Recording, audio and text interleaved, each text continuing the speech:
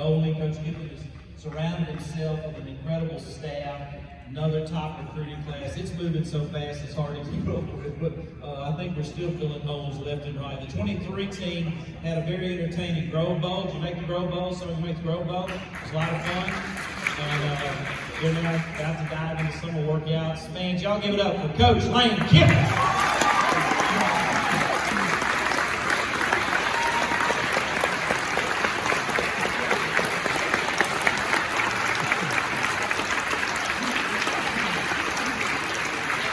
I want us to switch. I don't know why. That's probably a more expensive mic.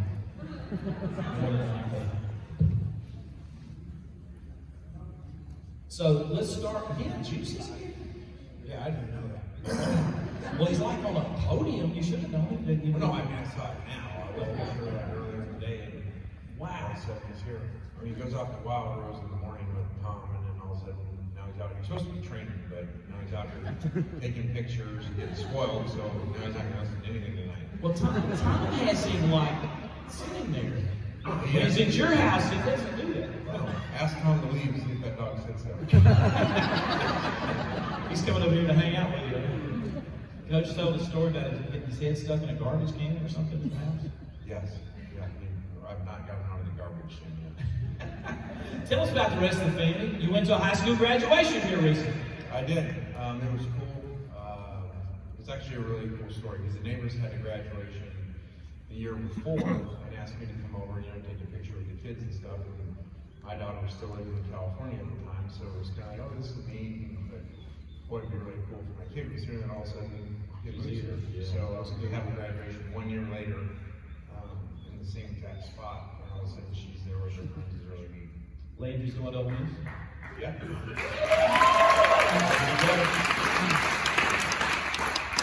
Major in credit card use. She has a master's in that already. No doubt.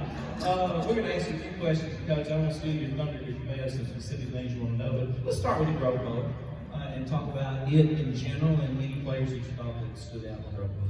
Yeah, I thought the quarterbacks did really well. It's set up kind of be an offensive type of game because we don't show a lot of stuff on defense and new staff, and a lot of the players are injured on defense as well. So, but I thought it was highlighted by the quarterbacks. Jackson Darden had a really good spring, so he played really well. Spencer Sanderson had some injuries. He had a really good game, which kind of makes you show why he's been a 4-year starter and he was Big 12 co-offensive player of the year before. So that was awesome to see. It was very entertaining too. Sometimes the Grove Bowl is like watching paint dry. It was a heck of a game. Yeah, it was. It was exciting. So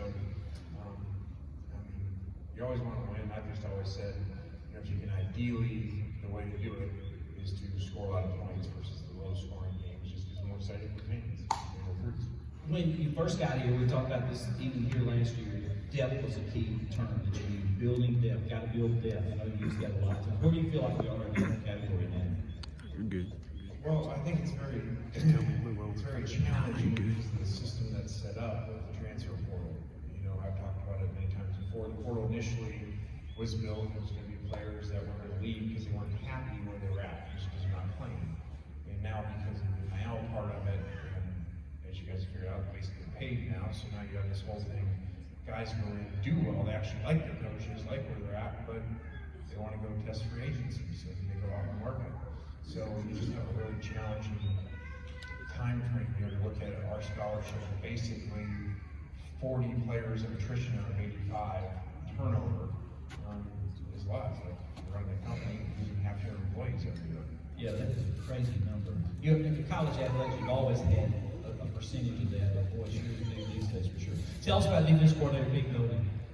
Yeah, that was really important for us. We made a change in the offseason, and I think for you guys to know that we're never going to be complacent. We're always going to be trying to find the best players, and so we tell the players too, well, our job is to put the best things around you. And so we made a difficult change, which we have kind of made some coaching changes every year, even in our good years, and to be able to get the Alabama defensive coordinator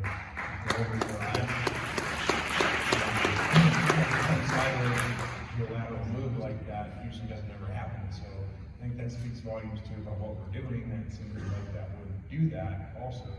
okay, these guys are recruiting well, they've got a really good product, and they're on the market. We heard Coach Go talk about the portal and the NIL situation. Where are we now as far as football goes? You feel like we're in a good spot? I think we're in a much better spot with all that movement, whether it was seniors, whether it was guys leaving early to the draft, whether it was guys going out in the portal. There's a lot of stuff to do, a lot of areas to fill. So I think we did a really good job there. We went through yesterday and said, okay, by position, if you put up, here's what went in the portal versus here's what came in, we felt better about every single position and where we were. Jenkins is back. What a phenomenal first year for that kid. Everybody excited about that? He made the Walk Camp preseason All-American first team list and he's the youngest member of the offense on that list. That's phenomenal. Yeah, it really is. And, like you said, he came back.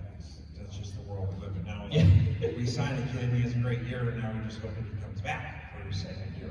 Not like basketball, you one and done. We just hope he doesn't go in the portal and leave. So, again, that's the world we're in, that we have to re-recruit our own players that are doing well. He can imagine having a better season than he did, but it's just the world that we're in. So, to me, he was way more important than any other high school recruit or any other transfer guy, because if he were to leave, okay, we lose a great player, but that message is really poor. That, hey, we have the best player, we have a unique player that people would say it's a first-round draft pick. He's got everything here, and then he leaves.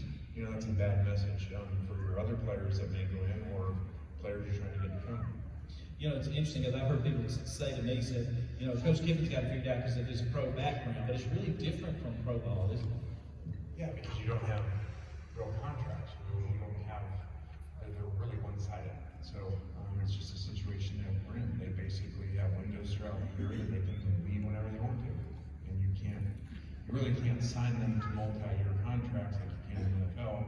NFL, you sign somebody to a 4-year contract, you don't have to worry about them for 4 years. Okay, curveball question. I didn't travel over here with you, so you didn't get to peek at it. You ready?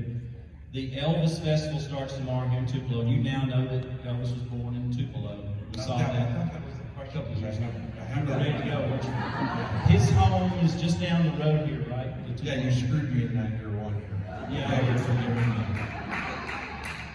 Lane said, I thought he was from Memphis.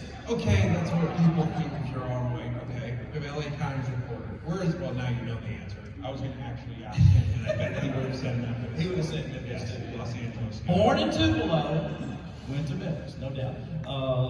Here's my question. I recently saw a picture of you with a guitar in hand, right, on Twitter.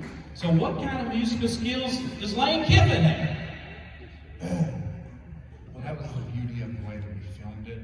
I have no skills. I wasn't singing. I was lip syncing, and I don't know at all how to play. I just grew up watching a lot of music videos, like MTV, and so you're too old for that. But true. Watching the videos, I kind of knew how to play. But I really don't know. I know how to look like I'm. You looked good. You really did. We won't ask you to sing an Elvis song. Y'all give it up for Coach Lane Kiffin. All right. We're going to ask our coach to keep Florida to come back and sit up here with us. I had some Elvis glasses for you to wear, Coach. I wore them earlier. I don't know if you want to